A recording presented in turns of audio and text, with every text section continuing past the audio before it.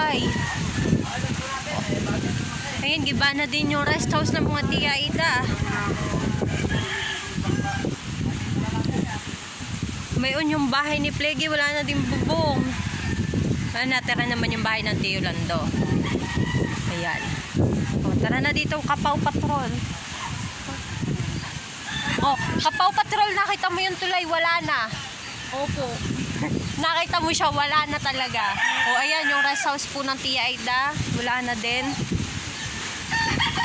O, ayan po yung dating bahay ni Gloria. Ayan, yung bago ngayon.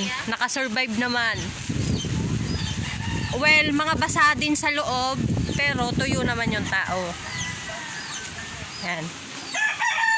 Ayan, yung hitsura po ng kalooban ng bahay. Ayan, basa po. Basa. Basa po talaga. Ayan po ang aming tiyahin na naghahakot ng lukban. At itong bahay nila, ayan, parang kulang-kulang na po ang dingding at pati bubong po pala ay wala na din. Ayan. Ayan na po yung CR nila. Ayan. At malapit na po sila sa baha. Ayan. Ayan po. Dito naman po tayo sa may tambayan. Ayan na po ang itsura ng tambayan. Ito na po pala yung bahay ni Jean. Fortunately, yung CR lang po yung nasira. At saka yung kaunting bubong ng balkon. Pero so far naman, okay naman po yung kanilang kalooban ng bahay. Ito po yung kalooban ng bahay nila. Medyo, tuyo naman po. Nakakatuwa. Katutuyo, tita na ito. Ha? Katutuyo na ito. Katutuyo pala. Katutuyo na. Ito na po. Nabakla na din po pala yung katmon. Hindi po siya natumba pero siya po ay naputol sa dulo. Ngayon, ito natira po yung niyog. Tsaka yung mga lukban. Ayan. Pero yung mangga po na pagkataas-taas ay nawala na. Ayan na po siya nakaharang. So sa ngayon po, walang daanan. Sarado. Ayan po yung buli na nanatiling nakatayo. Tayo po ay makikilusot dito sa kubo-kubo ng Ate Huling.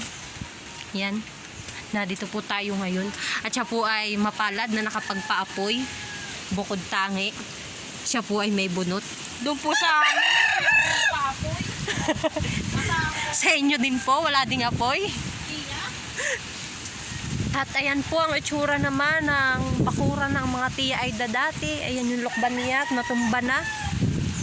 Pati yung liputi at ito yung langka na kinakabitan ng duyan ng ilyang at saka yung mangga at yung liputi ay sabay-sabay po silang natumba.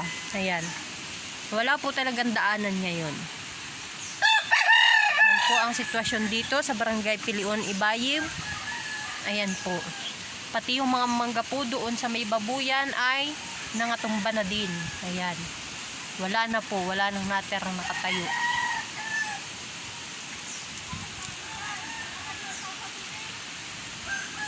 At yan po ang aming report. Dito ko na po tatapusin. Salamat po sa inyong panunood.